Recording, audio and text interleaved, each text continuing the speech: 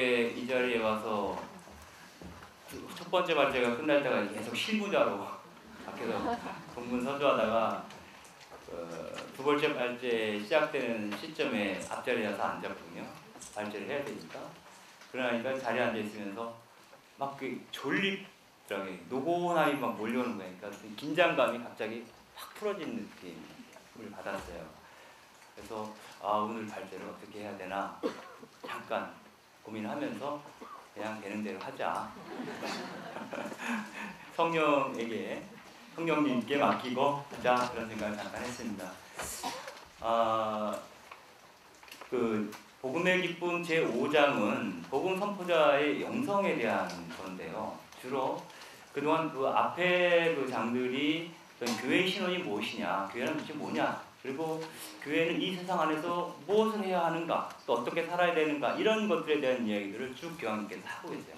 근데 마지막 장인 5장에서는 실질적으로 복음 선포에 나서는 그 사람에 대한 얘기를 하고 있어요.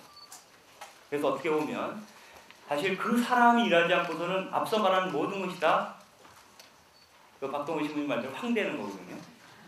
어차피 사람들이 하는 거고 그 일을 바로 이 자리에 모이신 여러분들이 해주셔야 되는 것일 수도 있겠다. 그래서 교황님께서는 특별히 제5장에서 그 복음 선포자가 복음 선포에 나설 때 가장 중요한 핵심 중에 하나로 나의 개인적인 체험에 대해서 얘기를 합니다.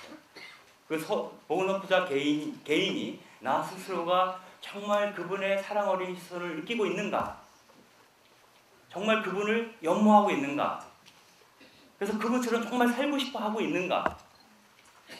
정말 그분처럼 살고 싶으면 그분이 사랑했던 사람들을 나도 사랑하기로 작심하고 있는가? 이런 걸 묻고 계시는 거예요. 이 부분이 해결이 되지 않고서는 모든 이야기가 다 황이 되는 거. 그래서 제 개인적으로는 어떨까 이런 생각을 잠깐 해봤습니다. 벌써 몇 년이 됐나요? 한 20년 전입니다. 제가 군에 갔다가 막 복학을 했어요. 저도 소방대생인데요. 소방대 복학을 했는데 그 어느 날 저희 집이 인천인데 인천 그 제널포역 인근을 지나가다가 동기동창을 만났어요. 서강대 사학과 8회학번 이윤경이라는 친구예요. 제 동기입니다. 아니 다방에 같이 가서 얘기를 하는데 뭐 하고 있냐 그러니까 지금 그 시점에 그 친구는 인천 주안에 있는 어느 공단에 위장 취업자로 들어가서 이제 노동운동을 하고 있던 상황이었어요. 제가 기억하는 그 친구는 굉장히 뭐랄까 순하고 숫기가 이렇게 많아 보이지 않았어요. 이게 순진하다 그럴까 그런 느낌이었는데 실제로 몇 년을 군대 갔다 와서 만나보니까 전혀 좀 달라진 모습, 다부진 모습으로 바뀌어 있었던 거죠. 그래서 그 친구가 저한테 물어봤어요. 너는 그래 졸업하면 뭐 할 거냐? 너는 군대 가서 복학을 했으니까. 그때 제가 수도회 준비를 하고 있었어요. 그래서 신학교에 가게 될 것 같다라고 얘기를 하니까 그 친구가 절대 안 된다는 거예요. 왜 안 되냐? 종교는 뭐예요? 아편이라는 거예요. 인민의 아편이고 혁명을 가로막는 적이라는 거예요. 그렇기 때문에 절대로 내가 좋아하는 너가 신학교에 가는 것은 안 된다. 이렇게 얘기해요. 제 입장에서 그때 막 이제 해방신학 공부도 하고 막 그럴 때였거든요. 그래서 나름대로 뭐 설명을 했어요. 신앙이라고 하는 것은 관념이 아니라 실천적 무기가 될 수 있다. 라고 설명을 했어요. 여러 가지 방법으로. 제가 배운 공부한 해방신학의 어떤 도구를 통해서. 근데 설득이 안 돼요. 그날 좋게 만나서 약간 흥분된 상태에서 헤어졌어요. 그로부터 일주일 후에 전화가 왔습니다. 친구한테. 근데 그 친구가 죽었다는 거예요. 그 친구가 저를 만나고 나서 며칠 후에 자취방을 옮겼어요. 근데 그날 연탄가스 중독. 왜 저를 만나고 자취방을 옮겼는가? 원래 예정돼 있었던 것인가? 저는 잘 모르겠어요. 아무튼 그 얘기를 듣는 순간 굉장히 충격이었어요. 저는. 그때 제가 느꼈던 건 뭐냐면 그 친구랑 헤어지면서 나의 삶을 통해서 또 다음 기회에 기회가 있다면 다시 논쟁을 하든 뭘 하든 종교라는 것이 그리스도교 신앙이라고 하는 것이 이 세상을 복음적으로 변화시키는데 의미 있는 실천에 어떤 그런 주체가 될 수 있다는 것을 해명하고 설명해 줘야 한다는 생각을 했었는데 설명할 기회가 이제 없어진 거예요. 왜? 그 친구가 먼저 가버렸기 때문에. 그때 이런 생각을 했어요. 이제 그 친구를 다시 만나서 그러한 이야기를 나눌 수는 없지만 내 삶을 통해서 앞으로 내 삶을 통해서 그 친구에게 뭔가 증명해 보여야 될 것이 남아있다라는 생각을 한 거예요. 아마도 그것이 일종의 제가 지난 20년 동안 혹은 30년 동안 이렇게 살아온 궤적에서 굉장히 중요한 어떤 자극? 이것이 무신론 내지는 관념론, 실천론 이런 것을 떠나서 제 나름대로는 어떤 영적 자극이라는 생각이 듭니다. 아마 그런 것들이 우리로 하여금 좀 더 나이브하고 좀 더 다른 길을 선택할 수 있음에도 불구하고 그렇지 않게 하는 하나의 힘으로 작용하는 것이 아닐까 이런 생각을 합니다. 그래서 이러한 개인적 체험들이 하나님 안에서 어떻게 식별되고 녹아내려질 수 있을까 이런 고민들을 해보면서 이 복음의 기쁨, 특별히 교황 프란시스코 교황님의 이야기를 계속 들으면서 계속 감동하고 있고 또 많은 사람들이 이 자리에 또 많이 오신 이유도 아마 그 이유일 거라는 생각이 드는데요. 아마도 우리가 교황님에게서 느끼는 건 역시 이분이 내신 복음의 기쁨이라든가 그 전에 여러 가지 강론 말씀이 훌륭하신 것보다 더 큰 것은 프란시스코 교황님이 갖고 있는 인간적인 매력 때문이지 않을까. 사실은 그 인간적인 매력 때문에 그분이 하는 말이 허투루 들리지 않는 거죠. 사실은 지난 100여 년 동안 얼마나 많은 교황님이 이 사회교리를 통해서 정말 우리에게 실천적인 도움이 될 만한 얘기들을 많이 쏟아냈으니까. 근데 그게 결정적인 영적 자극으로 다가오지 않았던 것도 사실이에요. 그런데 지금 교황님이 말씀하시는 것은 하나하나가 막 몸으로 흡수가 되는 느낌을 받아요. 그 말로 그분이 갖고 있는 인간적인 매력이고 그분을 통해서 우리가 그분 배후에 계신 그분을 바라볼 수 있기 때문이 아닌가. 그분 배후에 계신 분이 누구인가? 말씀 안 드려도 아시겠죠? 그래서 그분을 통해서 그 뒤에 계신 분을 우리는 느끼고 있고 감지하고 있다는 거예요. 그래서 내 안에 있는 그분, 이미 나한테 들어와 있는 그분과 같이 조응하고 있기 때문에 내 마음이 움직이고 이 자리를 오게 되는 것이 아니냐. 또 이 자리가 파하면 그 문제를 곱씹게 되고 또 세상에 나가서 무언가 할 수 있게 되는 것이 아니냐. 이런 생각을 잠깐 해보게 됩니다. 제가 그 자료를 준비하면서 쓰다 보니까 굉장히 길어졌어요. 그래서 이런 식으로 설명하면 오래 걸릴 것 같아서 제가 읽는 방식으로 진행을 하겠습니다. 중간중간 건너뛰면서. 복음의 기쁨 제5장은 성령으로 충만한 복음 선포자는 두려움 없이 성령의 활동에 자신을 열어젖히는 복음 선포자라고 장엄하게 선언하고 있습니다. 그 성령께서는 담대하게 큰 소리로 언제 어디서나 또한 시류를 거슬러 복음의 새로움을 선포할 힘을 불어넣어준다. 너무나 감동적이죠. 이 표현 자체가 너무나 감동적이고요. 이 복음의 새로움은 나를 변화시키고 하나님의 발판인 이 세상을 변화시킨다. 예수님께서는 말만이 아니라 삶으로 무엇보다 하나님의 현존으로 변모된 삶을 통해서 기쁜 소식을 선포하는 복음 선포자이시기 때문이다. 라고 이제 교황님 말씀하고 계십니다. 그런데 이 교황님께서는 이 복음 선포가 단지 자신의 개인적 성향이나 바람을 억누르고 의무에 의해서 이루어지는 복음 선포가 되어서는 안 된다. 오로지 내 마음이 성령의 불로 불타오르고 있는 그 결과로 인한 복음 선교여야만이 힘을 갖고 있을 수도 있다. 즉 마지못해 내가 신부니까, 내가 주교니까, 내가 그리스도이니까, 복음에서 명령하니까 등등의 여러 가지 이유 때문에 행하는 복음 선포는 어느 누구도 설득시키지 못할 거라는 얘기예요. 내가 스스로 내 스스로가 동의될 수 있는 그런 복음이어야만이 타인에게도 이거 좋은 거니까 한번 들어봐 라고 얘기해 줄 수 있는 것이 아니냐, 이런 얘기가 될 수 있겠습니다. 교황님은 우리가 성령에 사로잡힌 예언자처럼 움직이기를 바라십니다. 그래서 교황은 이렇게 기도하십니다.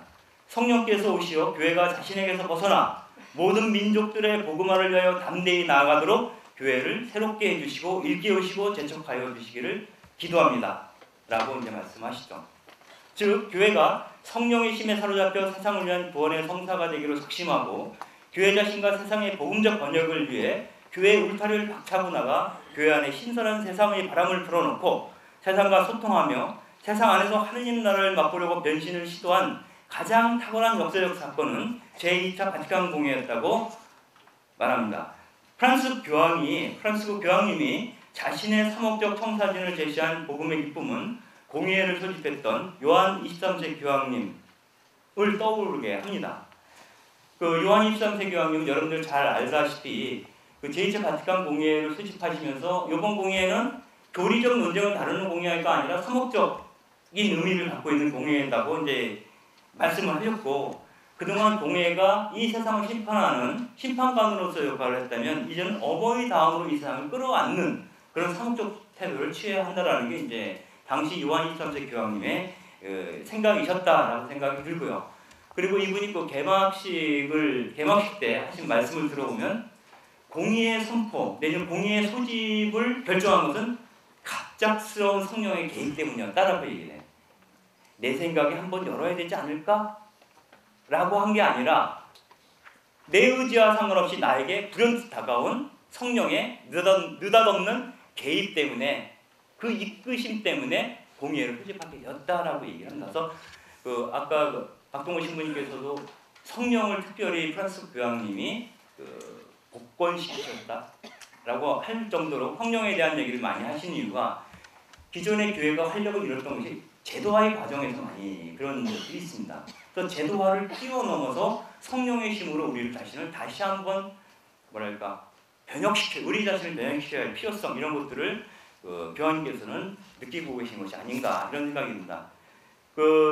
제2차 바티칸 공의회 회기 중에 공의회를 시작할 때마다 자료에 의하면 세비야의 이시도로 성인이 지은 성령 기도문이 있습니다.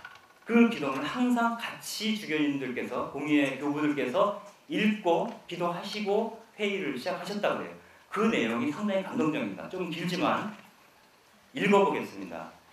당신의 이름으로 특별히 결합되어 모인 우리에게 오사 우리 함께 하소서. 우리의 행동의 인도자가 되사 우리가 나아갈 길을 밝혀주시고 해야 할 바를 일러주소서. 당신의 도우심을 입어 우리가 하는 모든 것이 당신 뜻에 들게 하소서. 우리 머리를 당신의 영광으로 채우사 우리가 의도하는 바를 바로잡아 주소서. 당신은 홀로 성부와 성자와 더불어 빛나는 이름을 지니신 분이시기 때문입니다. 당신은 끝없이 정의로우신 분이시니 우리가 하여금 정의를 거스르지 않게 하소서. 무지로 말미암아 악으로 기울지 않게 하시고 아첨으로 인하여 동요되지 말게 하시고 무력에 더러지지 않게 하소서. 우리 마음을 강한 힘과 은총으로 당신과 하나 되게 하사 무슨 일을 하든 진리에서 벗어나지 말게 하소서. 당신의 이름으로 결합된 우리로 하여금 당신의 자비와 정의를 따라 판단함으로써 오늘도 우리의 행동이 당신 뜻에 맞게 하사 영원히 복을 누리게 하소서. 아멘. 너무 멋있는 기도는 아닙니다. 오늘 이 행사의 마무리 내지는 요약이 어쩌면 이 기도문 안에 다 들어있는 것인지 모르겠다라는 생각을 해봅니다. 그리고 이러한 공의의 성과가 직접적으로 영향을 한국 사회에 준 것은 제가 볼 때는 김수환 추경님의 선출 임명이라고 볼 수 있겠어요. 그 이유를 알 수 있는 게 그 당시에 김수환 추경님께서 어떤 태도를 보이셨는지 교회 문제에 대해서 이런 몇 가지 면면을 살펴보면 그걸 느낄 수가 있습니다. 그 아래 부분을 여러분들이 그냥 참고로 나중에 읽어보시고요. 69년도 한국주교회 추계정기총회에서 한국의 모든 사제들에게라는 제목으로 김수환 추경님이 글을 발표를 하십니다. 이 글 속에서 어떤 얘기를 하시냐면 여러 가지 얘기를 하는데 사제들이 웃으면서 농담하는 말을 우리는 가끔 들었습니다. 즉 제1차 바티칸 공회가 교황의 공회였고 제2차 공회가 주교들의 공회였다면 제3차 바티칸 공회, 즉 사제들의 공회가 있어야 하지 않겠느냐고. 농담이지만 일리가 있는 말입니다. 아마도 누구의 말대로 본당 신부들의 위치가 지배하는 위치로 확립되었을 때는 수사, 수녀, 평신도들은 무시를 당하고 있었는지도 모릅니다. 아무튼 현 교회 안에서 요구되는 현 사제의 위치를 찾아야 할 것입니다. 새로운 교육, 새 연구가 필요합니다. 그리고서 바로 우선 주교들이 먼저 배워야 합니다. 라고 얘기를 합니다.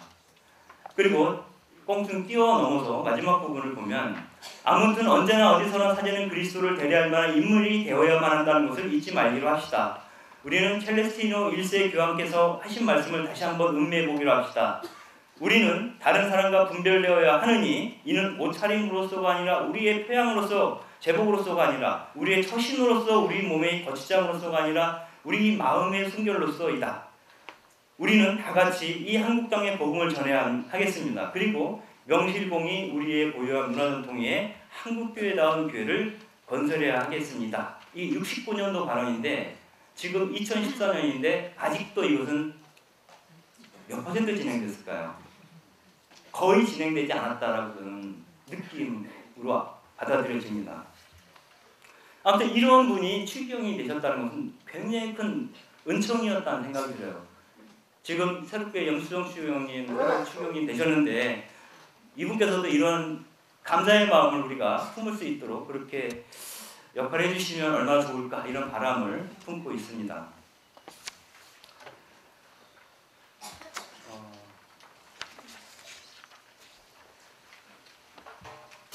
김수환 추기경님은 말미에 사제들에 대한 존경과 감사의 뜻을 표시하시면서 나는 이 세상에 불을 놓으러 왔다. 이 불이 벌써 타올랐으면 하고 얼마나 바랐는지 모른다. 라는 복음 말씀을 인용하면서 말을 맺고 있습니다. 당시 공의의 결정에 충실히 응답한 김수환 추기경은 한국교회에 내려진 축복이었습니다. 주교와 사제 등 성직자의 자기 변혁을 촉구했던 흐름은 결국 한국교회가 유신정권에 맞서는 영적인 힘으로 작용했습니다. 원주교구 지학순주교의 양심선언과 구속사건은 천주교 정일권 사제단을 탄생시켰고 김재덕 주교와 두봉주교, 윤공미 대주교 등의 이들 사제들을 지지하고 배경이 되어 주었습니다. 교회가 가장 활력적으로 세상과 소통하던 시절이었다고 봅니다. 그러나 2차 바티칸 공의회가 2015년이면 폐막 50주를 맞이하지만 세계교회뿐 아니라 한국교회 역시 공의회가 불러왔던 신선한 활력을 상실하고 있습니다. 급기야 교황직 사임으로 낡은 창문을 닫고 프란치스코 교황이라는 새로운 창문을 열어줬던 베네딕토 16세 교황은 공의회 개막 50주년을 전후해 신앙의 해를 선포하고 신앙대신을 다시 부르짖기 시작했으며 프란치스코 교황은 권고 복음의 기쁨을 통해 그 물꼬를 더 세차게 열어주고 있습니다. 이 역시 요한 23세 교황이 50년 전에 밝혔던 것처럼 성령의 갑작스러운 이끄심 때문이라고 저는 믿습니다. 한편 한국교회는 이미 제2차 바티칸 공의회와 복음의 기쁨이 내포한 의미를 심각하게 받아들여야 할 만큼 위기를 경험하고 있습니다. 성장세만큼이나 엄청나게 솟는 냉담률이 있죠. 그리고 교회 안에 여성들이 빠져나가고 있고 또 가난한 사람들은 교회 안에서도 소외되고 있고 80년대 대규모로 입교했던 진보적 지식인들과 여성들이 교회를 이탈하는 현상이라고 볼 수가 있습니다. 교회의 중산층화라는 키워드가 수십 년째 문제로 지적되어 오면서 대한사회를 지향하는 복음적 활력은 찾아보기 어려워졌습니다. 심각한 박해의 경험도 순교의 열정도 사라진 교회, 시복시성운동마저 옛 시절의 훈장처럼 기념회에 머물면서 한국 문화의 한 부분으로 자리 잡은 교회, 프란치스코 교황 말만 따라 출세주의를 지향하거나 무사 안일주의로 안주하는 공무원 사회가 되어버린 성직자 문화는 복음의 기쁨을 느끼게 하는 복음의 매력을 잃어버리게 만들었습니다. 그러나 한편에서는 새로운 활력이 되살아나고 있는 것도 사실입니다. 한국교회는 프란치스코 교황 선출 이전에 이미 새로운 전환을 시도하고 있었고 이런 것들은 용산참사 2009년이죠. 이후에 교회의 사제들과 평신도들, 특별히 여기 앉아계신 수도자분들이 대규모로 어떤 사회 정의와 사회 복음화에서 나섰던 이런 모습들을 저희는 경험하고 있습니다. 이러한 흐름 속에서 지난해 3월 13일 선출된 프란치스코 교황의 등장은 불더미 속에 기름을 부은 듯했습니다. 교황은 교회가 안전한 실험실에 머물지 말고 삶의 현장으로 가라고 촉구했으며 안온한 성전 안에서 머무는 고립된 교회가 아니라 거리로 뛰쳐나가 멍들고 상처받고 더러워진 교회를 원한다고 말씀하십니다. 이처럼 선명하게 부정선거로 얼룩진 정권과 맞서는 교회에 위로를 주는 발언은 없습니다. 한국교회는 위신정권 초기에 박정희 대통령이 1971년 국가비상사태를 선포하고 대통령에게 비상대권을 부여한 국보법을 통과시키자 주교단에서 1972년을 정의평화예로 선포했던 것처럼 한국주교단은 2011년 사회규리 주간을 선포했습니다.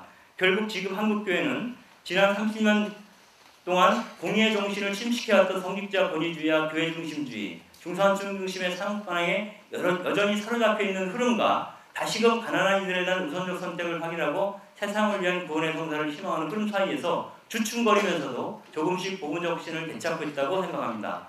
여기서 복음적 결단을 요구하는 위기는 곧 성령의 은총임을 다시 한번 확인하게 됩니다. 이제 본문으로 들어가서 몇 가지 이야기를 하고 있는데요. 제목만 먼저 한번 읽어보겠습니다.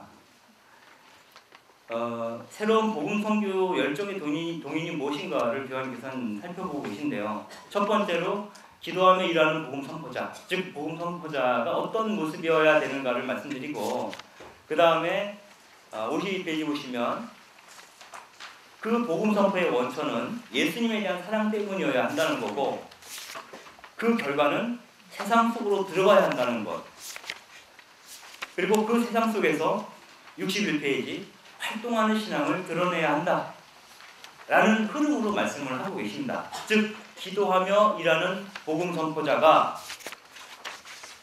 예수님에 대한 사랑 때문에 세상 속으로 들어가 활동하는 신앙을 드러내야 한다 라는 흐름으로 5장을 전개하고 계십니다.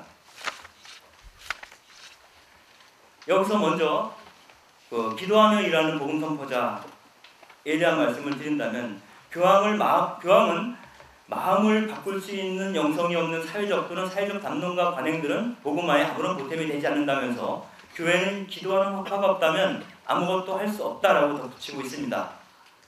즉 영성과 실천의 통합이 우리 안에서 동시에 일어나야만이 그것이 복음화와 상관이 있다는 거예요.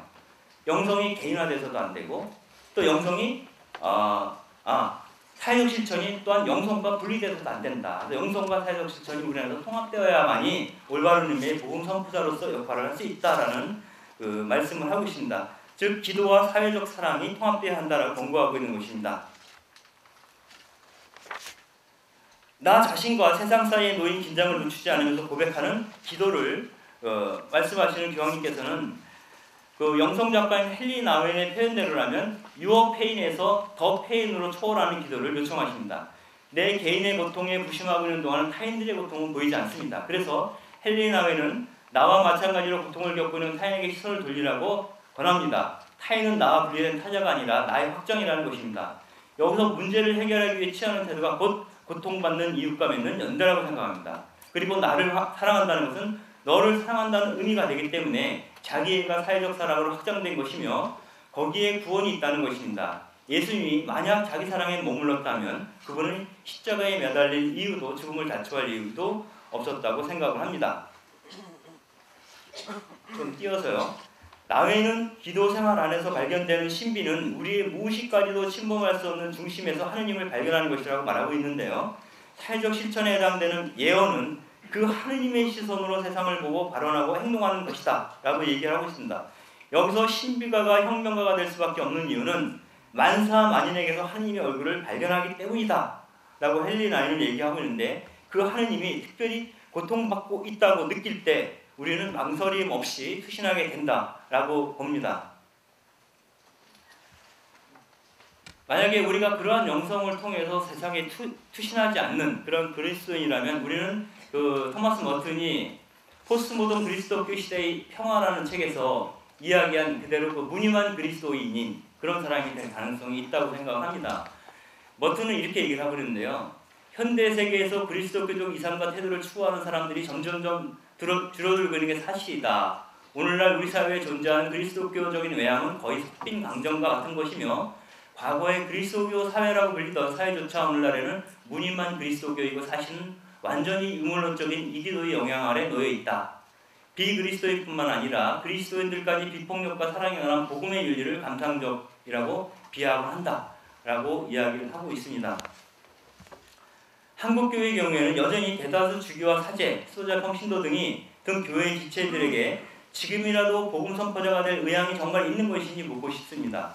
만사 만인의 얼굴에서 하느님을 발견하는 복음 선포자, 기도 안에서 하느님과 일치하고 그 하느님이 사랑하시는 백성들의 고통을 나누어 가지려는 열정이 과연 그들에게 있는지, 아니면 이런저런 핑계를 둘러대며 사실상 자신의 안위만을 삼하고 있는 것은 아닌지 묻고 싶습니다. 흔히 우리가 마주치는 핑계는 교회 안에 있는 신자들의 생각이 서로 달라서 교회 일치를 위해 어느 편도 들 수 없다. 혹은 교회는 사회 문제에 대한 전문가가 아니고 신앙생의 문제를 해결하는 데에도 겨를이 없다. 이런 이유에서 그 사회적 영성을 회피하고 있다고 생각을 합니다.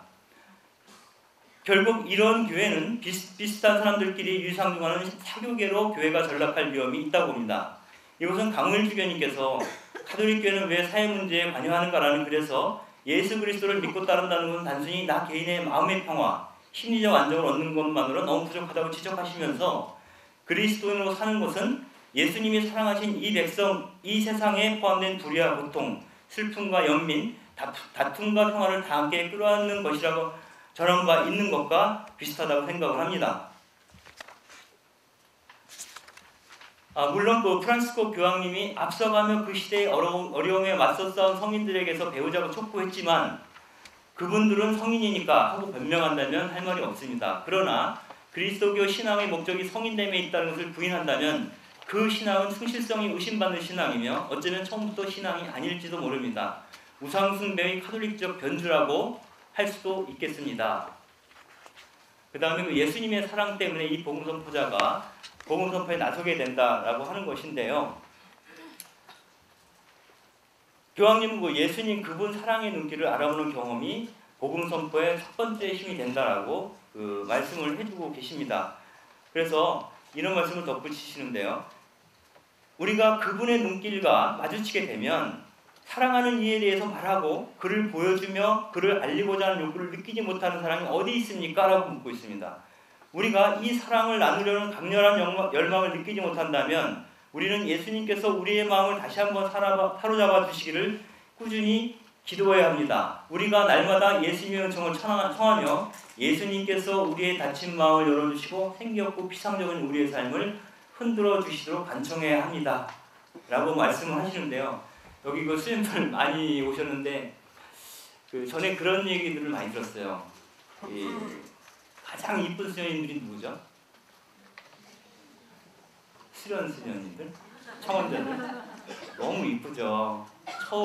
첫 마음 그대로이시니까 네, 나이 40이 되고 50이 되고 제가 언젠가 어느 수련원에 가서 미사를 같이 든 적이 있는데요. 나중에 들어가서 뒤에 가서 딱 앉아있으니까 뒷좌석에는 그 원로 수녀님들이 주로 앉아 계신데 미사 좀 계속 좋으시더라고요. 그래서 참 마음이 좀 이렇게 묘한 느낌이 들었는데 그 복음적 열정을 어떻게 다시 찾아낼 수 있을까? 내가 처음 수도자가 될 때 그 마음을 또 내가 처음 그리스도의 신자가 될 때 그 마음을 어떻게 찾아낼 수 있을까? 그 복음적 열정에 대한 생각을 잠깐 했었습니다. 시간이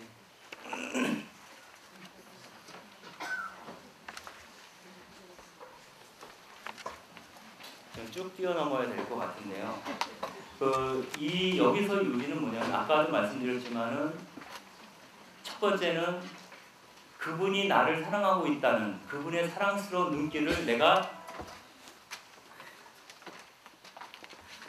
느껴야 한다는 거고 그분의 사랑을 느끼게 되고 그것이 개인적 확신으로 굳어지게 되면 그 사랑을 누군가에게 말해주고 싶어 한다는 거예요.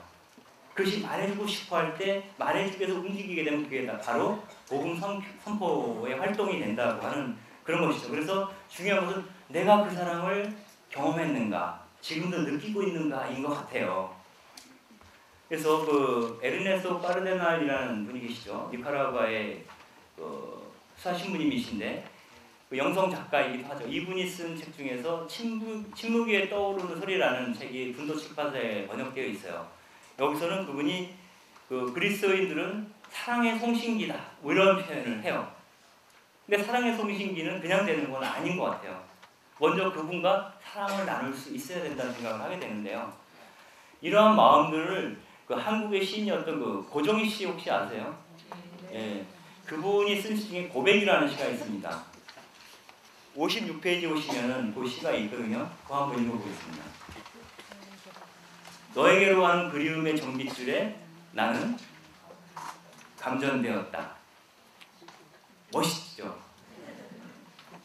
여러분들 다 감전되셨나요? 근데 사실 이 사랑에 감전되게 되면 앞으로의 논의는 저는 사실상 필요 없다고 생각해요. 이것이 되면 나머지는 자동이에요. 자동. 내가 누군가를 너무 좋아하면 만나는 사람마다 이 사람 얼굴에 이미 너무 행복해서 죽을 것 같은 표정을 짓게 되잖아요. 그러니까 말하지 않아도 저 사람이 누군가 연애하고 있고 이렇게 생각하고 있고, 그 사람에 대한 얘기만 나오면 너무 좋아라는 말을 연발하게 되는 거죠. 그래서 그 사랑이 옆에 감염이 전달이 되는 그런 거 같다는 생각을 하게 됩니다. 그래서 그 사랑을 체험한 사람은 당연히 그 사랑을 품고 세상 속으로 들어가야 한다는 거죠. 즉 복음 선포의 장은 교회 아니라 세상 속이다. 이것이 이제 교황님이 복음의 선포에서 말씀하시는 입장이라고 볼 수가 있습니다. 조금만 읽어보죠. 예수님이 보여주신 사랑과 복음적 확신을 지닌 복음 선포자는 이제 사람들의 삶에 가까이 머무는 영적인 맛을 드리고 이것이 더 큰 기쁨의 원천인을 깨닫는다. 선교는 바로 예수님을 향한 열정이고 또한 그분 백성을 향한 열정이기 때문입니다. 예수님은 뜨거운 사랑의 눈길로 당신의 모든 백성을 바라보시고 우리는 그분께서 우리를 통하여 당신이 사랑하시는 백성에게 더 가까이 다가가고자 하신다는 것을 다시 한번 깨닫게 됩니다. 하나님께서는 우리를 통해서 그분에게로 사람들이 더 가까이 다가가도록 원하신다는 그 말씀을 하고 계시고요. 그 가장 대표적인 가장 훌륭한 모범이 예수님 그분 자신이라고 말씀하십니다. 그분이 상대방의 눈을 사랑 가득한 눈으로 나타내를 바라보듯이 바라보셨다라고 하는 그런 얘기들을 쭉 하고 계십니다. 여기서 굉장히 좀 특별한 말씀을 해주시는데 교황님은 270항에서 예수님께서는 우리가 인간의 고통을 어루만지시기를 다른 이들의 고통받은 몸을 어루만져 주기를 바란다 라고 말씀하시면서 이러한 인간의 불행에 휘말리기 두려워 피신처를 찾지 말고 다른 이들의 구체적인 삶 속으로 들어가 온유한 사랑이 지니심을 알게 되기를 요청했습니다. 그럴 때 우리는 그들과 한 백성이 되는 강렬한 경험을 하게 될 것이다 라고 말씀하시는 분이 교황 프란시스코이시라고 생각이 듭니다. 그리고 그러한 사랑에 사로잡힌 그리스도인들이 복음 선포 과정에서 어떤 방식으로 세상 사람들을 대하는가에 대한 얘기가 쭉 나오고 있는데 이거는 자료를 참고하시고요.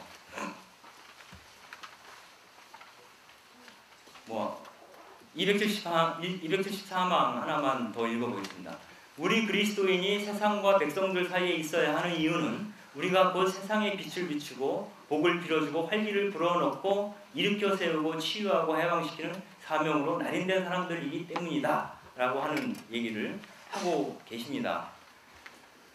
여기서 우리는 프란시스코 교황의 발언을 통해서 예수님이 왜 당신의 후계자로 하필이면 무식하고 용감하다라고 우리가 보통 많이 재미로 말씀을 하고 있는 베드로 사도를 택했는가에 대해서 그 후안 아리아스라는 분이 내가 믿지 않는 하느님이라는 책에서 설명하고 있는 부분을 조금 참조할 필요가 있겠다라는 생각을 합니다.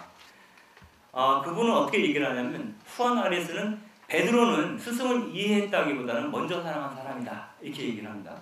자신의 타고난 결정으로 그분을 사랑했고 예수님을 배신한 이후로도 자신처럼 결점 많은 인간을 사랑했고 만일 베드로가 죄를 범한 뒤에 비통하게 울었다면 그것은 그가 몹시 그분을 사랑했기 때문이다 이렇게 얘기합니다. 만일 베드로가 그의 죄가 그를 더욱 겸손하게 만들었고 그래서 타인을 위해 자신을 희생하고 헌신하는 일에 적합한 사람이었다라고 예수님은 판단하지 않았을까 생각하는 것입니다. 베드로는 가장 현명하지도 외계적이지도 가장 거룩하지도 않았지만 다른 사람을 누구보다 더 사랑했다라고 아리아스는 얘기합니다. 그래서 예수님은 그에게 내 어린 양들을 돌봐라 하고 말씀하신 것이 아닌가. 즉 우리에게 남는 것은 사랑뿐이라는 말씀을 하고 계시고요. 참고로 카톨릭 워커 운동을 미국에서 시작했던 1931년부터 도로시 데이라는 여성 아시죠? 그분에 관한 일화가 여러 가지가 있는데 그 중에서 사람들을 그분이 어떻게 대하는가에 대한 두 가지 일화가 있습니다. 그 일화만 잠깐 소개를 해드리려고 합니다. 그 로버트 콜스라는 분이 있는데 이분이 그 환대받는 삶이라는 책을 쓰신 분이에요. 평전을요. 도로시 데이 평전을 쓰신 분인데 이분이 처음 도로시 데이를 만나러 갔을 때 얘기예요. 만나러 가보니까 도로시 데이가 어느 그 술 취한 여인하고 이야기를 나누고 있는 거예요. 근데 그 술 취한 사람이 어떻습니까? 한 얘기 또 하고 한 얘기 또 하고 또 그 반응이 시원찮은 막 고함도 지르고 막 그러지 않습니까? 근데 오랫동안 그렇게 얘기를 하고 있고 도로시 데이는 그 옆에서 고개를 끄덕끄덕하면서 이렇게 이야기를 거들고 있는 거예요, 계속. 그러다가 도로시 데이가 로버트 콜스라는 사람이 와 있는 걸 본 거예요. 그래서 잠깐 이야기를 중단하고 와서 콜스에게 이렇게 얘기를 한 거예요. 누구랑 대화하고 싶습니까? 술 취한 여인과 도로시 데이가 만나고 있는데 도로시 데이가 그 로버트 콜스한테 물어본 거는 이 여인과 자기 중에 누구와 이야기를 나누고 싶은 건지 궁금합니다라고 물어본 거예요. 일반적으로 당연히 너를 만나러 왔겠지라고 생각하는데 그렇지 않은 거예요. 왜? 그 여인과 자기는 똑같은 인격인 거죠. 그 차이를 마음 안에서 깊이 느끼지 않는 거예요. 그때는 콜스가 그 여인을 만나러 왔을 수도 있다고 생각하는 것이죠. 두 번째 이야기는 어느 귀부인이 도로시 데이를 찾아와서 다이아몬드를 기증을 했어요. 다이아몬드 반지죠. 그랬을 때 그 도로시 데이가 그걸 주머니에 넣고 있다가 그 자주 그 무료급식을 먹기 위해서 찾아오는 노파가 있었는데 그 늙은 할머니가 오자 그 할머니에게 그 다이아몬드를 그냥 줘버렸어요. 그러니까 봉사자들이 안 된다는 거예요. 말리는 거예요. 왜냐하면 저 양반이 저걸 갖고 어떻게 쓸지 믿을 수가 없다는 거예요. 오히려 그 반지를 팔아서 돈을 만든 다음에 그 노인의 전세금을 내준다거나 월세를 내준다거나 현실적으로 좀 대응해 주는 게 낫지 않느냐라고 얘기를 했어요. 그러니까 도로시 데이의 대답은 그거예요. 다이아몬드는 귀부인들만을 위해서 창조되어지지 않았다는 거예요. 이미 내가 그 여인에게 그 반지를 주었으니 그 반지로 그 노파가 팔아서 월세를 내던 그거를 손가락에 끼고 다니던 무엇을 하건 그 여인의 자유라는 거예요. 그 노파 역시 충분히 그 다이아몬드를 즐기고 누릴 권리가 있다라는 태도를 취하는 거예요. 이것이 인간을 바라보는 도로시 데이의 관점을 잘 드러내 보여주는 것이다라는 생각이 듭니다. 그 프란시스코 교황은 그래서 그런 얘기도 하죠. 그 복음 선포자들이 귀족들처럼 다른 이들을 깔보는 자들이 아니라 그 백성의 일원이 되어야 한다라는 말씀을 하십니다. 이런 그 프란시스코 교황의 발언은 예수님께서 가난한 이들과 자신을 구분하지 않으셨으며 오히려 스스로 가난한 사람 중에 한 사람이 되어 그들 가운데 거니시는 것에서 기쁨을 누리셨다는 것을 상기시킵니다. 이런 점에서 한국교회가 복지 사업에만 몰두하는 것은 위험합니다.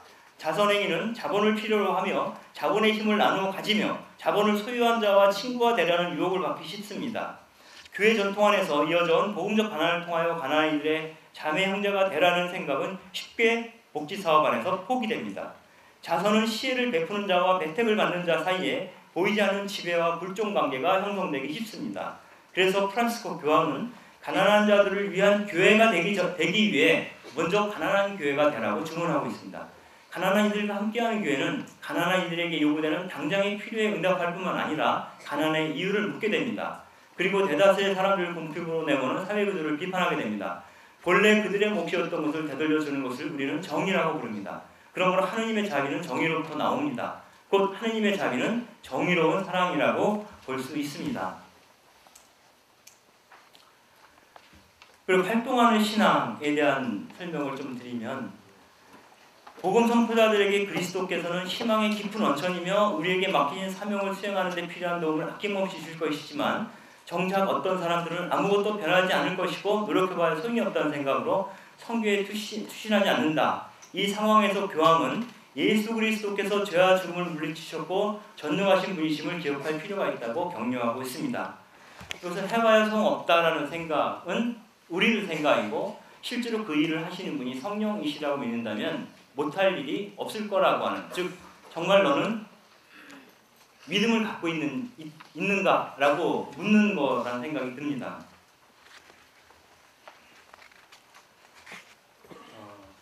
우리는 그 일의 성패에 따라 일이 일비하기 쉽다고 생각합니다. 때로 하느님의 일을 한다면서 그분보다 우리가 먼저 지치기 쉽고 또 우리는 곧잘 하나님의 일을 한다고 하면서 그 일의 주도권을 자신이 갖고 있는 것처럼 여길 수 있습니다. 교황님께서는 복음 선포자의 유일한 희망의 원천이 그리스도임을 재차 확인시키고 있습니다. 중요한 것은 복음 선포자의 업적이 아니라 자신이 그분의 길을 충실히 걷고 있는지 묻는 것입니다. 희망 없이 사랑하라 라는 말이 있습니다. 여기에서 말하는 희망은 바라던 바를 성취하는 것이 곧 바라는 바를 성취하는 곧 그 성공이라고 말할 수 있는데요. 사제들은 자칫 눈에 보이지 않는 신앙보다 거창한 교회 건축을 통해 자신의 신앙심을 증명하고 싶어 할 수 있습니다. 더 많은 예비신자와 더 많은 헌금, 강론이나 성령 세미나 등을 통해 입심으로 신자들의 인기에 영합할 수도 있습니다. 성신도들의 경우에도 교회에서 얻을 수 있는 직함 때문에, 더 많은 영향력 때문에 수시로 본당에서 살다시피 하는 경우도 있습니다. 그러나 마음먹은 대로 성과가 나타나지 않으면 곧 좌절하고 신앙심도 바닥으로 곤두박질칠 수 있습니다. 이러한 희망 없이 사랑 자체에서 의미를 부여하는 신앙이 곧 성령께 의탁하는 삶이라고 볼 수가 있습니다. 우리가 복음 선포자로 일하더라도 그 복음 선포자로 우리가 일하는 궁극적인 이유는 우리 자신이 성인됨에 있다라는 생각이 듭니다. 그 길에서 우리는 복음 선포자로 사는 것이며, 사람들 사이에서 복음 선포자로 사는 또 다른 이유는 그 길에서만이 하나님의 얼굴을 만날 수 있기 때문입니다. 그분과 맺는 사랑을 확인할 수 있기 때문입니다. 이런 점에서 리지의 소아 데레사는 종교적 천재들에게만 비좁게 열려있던 성인의 길을 모든 이에게 활짝 개방한 성인으로 주목받을 만합니다. 첫 구절만 읽어보시면, 위대한 성인들과 나를 비교할 때 나는 분명히 알 수 있었다. 이들 성인이 걸어간 길을 나는 결코 가지 못할 것이다. 나는 엄격한 고행을 할 수 없으며 은수자처럼 사목으로 갈 수 없고 교회학자처럼 박식한 책을 쓸 수도 없을 뿐 아니라 복음을 전파하기 위해서 이기도의 나라로 갈 수도 없었다. 나는 성인들과 나를 비교하면서 그분을 구름까지 치솟은 산이라고 한다면 나는 사람들 앞에서 주목받지 못하는 작은 모래알과 같다는 것을 확인할 수 있다 라고 얘기를 하고 있습니다.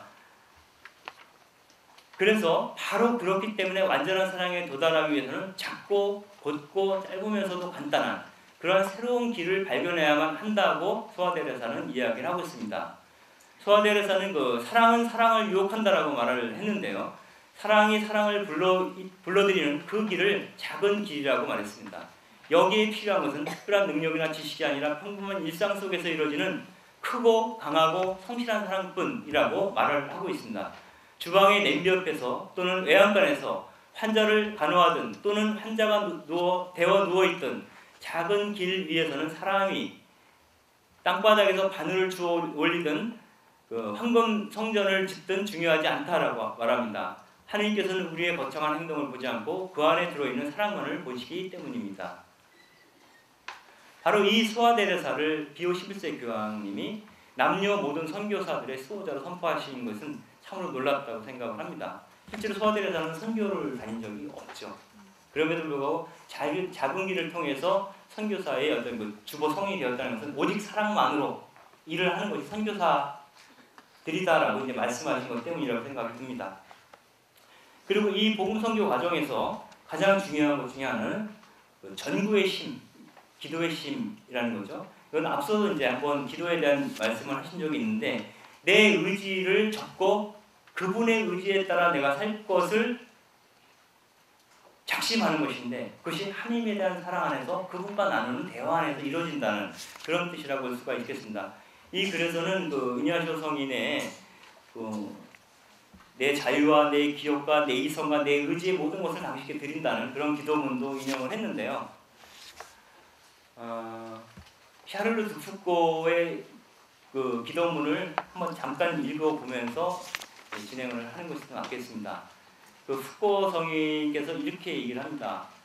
오 하느님, 당신을 우리 아버지라고 부르도록 허락하시는 좋은 하느님, 하느님께서는 그렇게 부르도록 허락하실 뿐 아니라 그렇게 부르라고 명령하십니다. 그리하여 제 속에는 감사와 사랑과 무엇보다 든든한 신뢰가 샘처럼 솟아오릅니다. 당신께서 저에게 있도록 선하시니 저 또한 남들을 선하게 대하지 않을 수 없군요. 당신은 만인의 아버지이십니다. 그러기에 저는 모든 사람을 그가 아무리 사악하게 굴더라도 사랑스러운 형제로 여겨야 합니다. 우리 아버지, 당신의 이름이 제 입술에서 떨어지지 않도록 그 길을 가르쳐 주십시오 하고 이야기를 합니다. 이처럼 기도는 나를 하느님과 직면하게 만들므로써 현실적인 일에 성패와 무관하게 하느님의 일을 계속할 힘을 우리에게 준다고 생각을 합니다. 그 전구의 중요성에 대해서 교황님께서 말씀하시면서 마지막으로 그 복음화의 길에 나서는 복음 선포자들이 모범으로 삼아야 될 분, 동반자로 삼아야 될 분으로서 마리아를 얘기를 하고 있습니다. 그래서 성모님이 복음화의 별이다 이렇게 말씀을 하시는데요.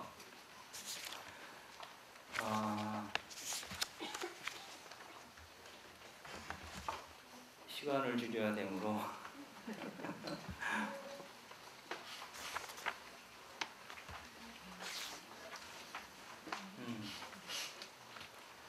앞부분 일단 앞부분부터 해보죠.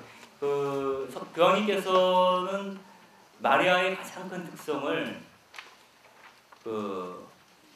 그리스도를 우리에게 낳아주신 분이라는 표현을 쓰고 있습니다.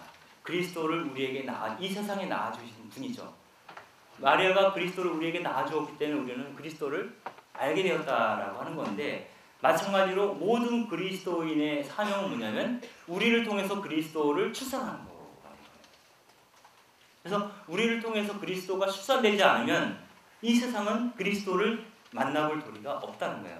바로 우리가 우리를 통해서 그리스도를 출산하는 과정이 복음 선포 과정이 되어야 한다 라는 요지의 말씀을 교황님께서 해주고 계십니다.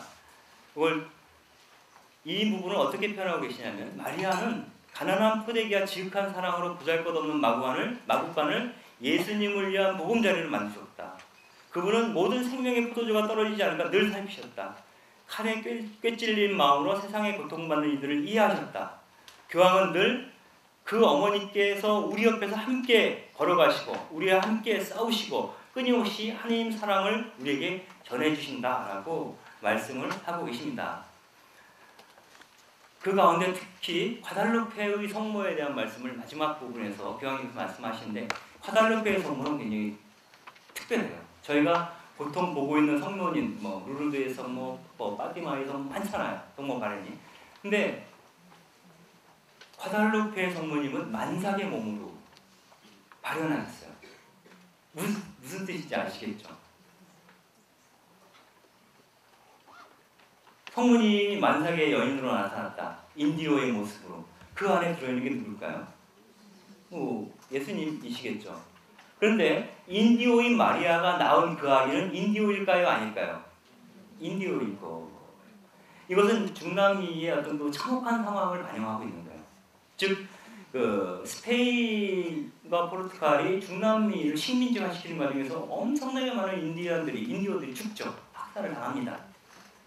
그런데 그 과정에서 과달루페의 성모가 발현하셨다는 것은 뭐냐면, 그 고통당한 그 인디오들을 마음을 같이 아파하신다는 거예요.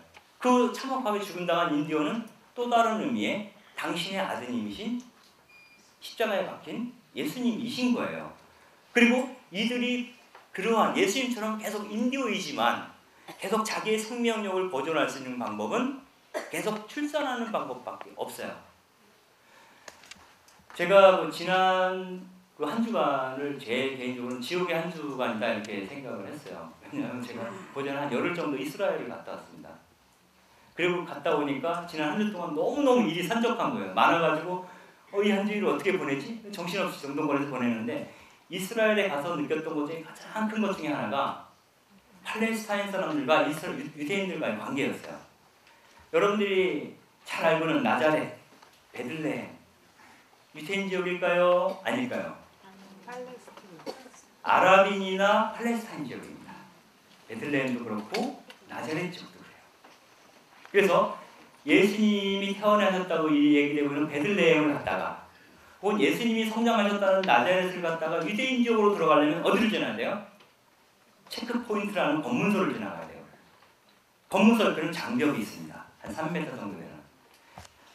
우리가 그 지역이, 팔레스타인 집단 거주 지역이 아니더라도 베들레헴과 나자렛 지역에도 그런 장벽이 있어요. 그래서 그 검문소를 지나갈 때 그 장벽에 팔레스타인 사람들이 써놓은 글씨가 있습니다.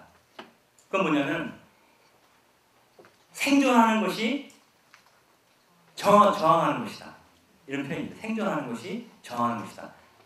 그래서 팔레스타인 사람들이 유대인들의 어떤 그 압박으로부터 자신을 해방시키게 살 수 있는 유일한 일이 뭐라고 생각하세요? 죽지 않고 살아남는 거고요. 애를 많이 낳는 거예요. 실제로 가보면은 아랍인이나 팔레스타인 사람들 거주 지역과 유대인 거주 지역은 굉장히 달라요. 예루살렘 가도 마찬가지고요. 그래서 부시가지는 다 무슬림들이나 팔레스타인 사람들이 살고 있고, 유대인들은 전부 시 외곽에 있는 신시가지에 살고 있습니다. 굉장히 깨끗하게 정돈된 지역이에요. 아무튼 그 이스라엘을 갔다 오면 만약에 예수님께서 다시 이스라엘 지역에 태어나시면 과연 어디서 태어나실까라고 했을 때는 팔레스타인 지역에서 태어나실 것 같아요.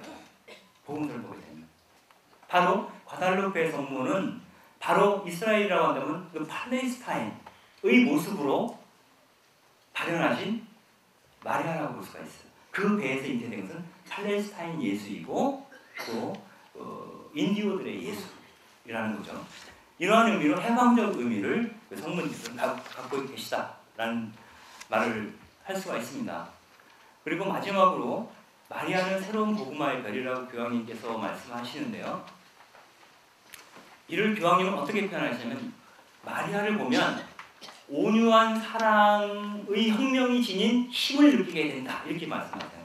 온유한 사랑의 힘, 어머니다운 여성이 갖고 있는 여성성이 갖고 있는 힘, 그러나 세상을 변혁시키는 힘. 세상을 왜 어머니다운 모성이 세상을 변혁시키고 할까? 변혁시키고자 할까? 사랑 때문. 모든 세상 일을 사랑 때문에 라고 말할 줄 아는, 그렇게 발음할 줄 아는 사람들은 여성이라는 거예요. 특별히 어머니라는 거예요. 그리고 그 어머니의 상징이 마리아라는 거죠. 그래서 복음 선포자들이 가난한 백성들이 더 이상 가난하지 않게, 억압받는 백성들이 더 이상 억압당하지 않게, 굶주린 이들을 배부르게, 왕자를 차지하고 있는 이들을 끌어내릴 수 있는 어떤 힘들을 어서 끌어오면 마리아가 갖고 있는 온유한 혁명의 힘으로부터 우리는 가져와야 한다라는 말씀을 교황님께서는 하고 계십니다. 그래서 마지막에 복음화의 별인 마리아께 드리는 기도문이 붙어 있습니다. 이 복음의 기쁨에는 이 중에 일부를 읽어보겠습니다. 교회가 스스로 자기 안에 갇히지 않고 하나님 나라를 세우려는 열정에 불타오르게 하소서. 새로운 복음화의 별이시여 친교와 봉사, 관대하고 열렬한 믿음, 정의와 가난한 이들을 위한 사랑에서 빛나는 증인이 되도록 저희를 도우시어 복음의 기쁨이 땅끝까지 다다라 그 빛이 온 세상을 두루 비추게 하소서라고 이야기를 하고 계십니다. 여기서 그 교황님께서 발견하신 마리아는 마니피카에서 이야기하는 그 마리아를 보시면 맞을 것 같습니다. 물론 그 복음의 뒷부분에서는 그 마니피카 얘기를 쭉 하고 있어요. 마지막으로 그 정리를 하자면 그 교황님께서는 그 5장에서 우리가 예수님의 예수님과 눈길이 맞으셔서 그분의 사랑을 내 개인적 체험 안에서 녹여내고 그 사랑 안에서 세상 속으로 나아가서 그분을 발음하자, 그분을 드러내자. 그리고 1차적인 모델로는 마리아를 모델로 해서 우리가 할 수 있지 않겠냐 이런 얘기를 하고 계십니다.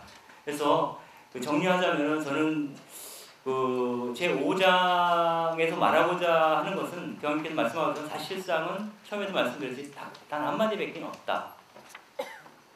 예수님께서 그 돌아가시고 부활하셨다가 다시 승천하실 때 요한복음서 마지막 부분에서 제자들에게 나타나시는 부분이 나옵니다. 갈릴레아 호숫가에서 그 낚시를 하고 있는데 오셔서 저쪽으로 그물을 쳐봐라 하시면 나중에 이렇게 땅과 고기 나눠주시는데 그 장면에서 예수님이 베드로한테 하신 말씀이 있어요. 너 나를 사랑하느냐? 이 말만 3번 하고 가셔요. 그래서 교황님께서는 복음의 기쁨을 통해서 우리에게 전하시고자 하는 말씀은 지금 여전히 우리에게 그렇게 묻고 계시는 것 같아요. 난 널 사랑하는데 너도 나를 사랑하니? 이 말씀을 3번 하시는 거예요. 정말 사랑해? 정말 사랑해? 여기에 대해서 여러분이 베드로처럼 예라고 대답할 수 있다면 자신 있게 3번 다 자신 있게, 그러면 그 자체로 이미 복음 선포자가 될 수 있는 자격, 조건을 온전하게 갖추신 것이다. 아마 이런 말씀을 하고 싶었던 게 아니실까라는 생각을 합니다. 사실은 오늘 마무리하면서 신승훈이 부른 You are so beautiful 이라는 노래를 들려드리려고 했는데 시간이 끝날 시간이 되어서 그냥 앞부분만 들려드릴까요? 왜냐하면 이 가사를 저기다 적어놨는데요. 바로 그분을 사랑하게 되면 우리도 이런 마음일 것 같다는 생각을 했습니다.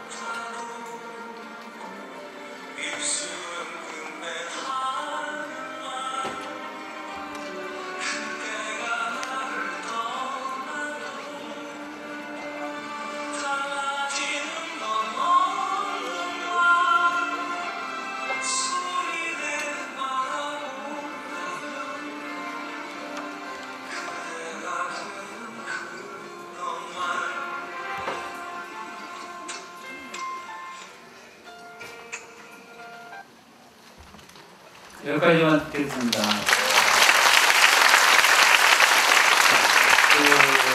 유아소 그림이잖아요. 너 너무 이뻐 라는 말은 난 널 너무 사랑해라는 말이거든요. 그분을 생각할 때면 때로 교황님을 생각할 때도 너무 멋있어, 너무 아름다워, You are so beautiful 이라고 그 발음만 들어도 가슴이 저리게 아파와야지, 막 열이 떠야만이 정말 우리는 그분을 사랑하는 거고, 그 마음이 있어야만 복음 선포를 할 때 허방에 빠지지 않고 정말 그분의 길을 따라갈 수 있지 않을까. 그리고 맨 앞에서 우리 교황께서 말씀하신 성령에 따라서 두려움 없이 담대하게 희류를 거슬러 발언하는 그 예언자로서 우리가 살아가고 그 신앙을 살 수 있지 않을까, 이런 생각을 해봅니다. 너무 길게 해서 죄송합니다. 감사합니다. 네, 다시 한번 함성권을 생각 부탁드리겠습니다.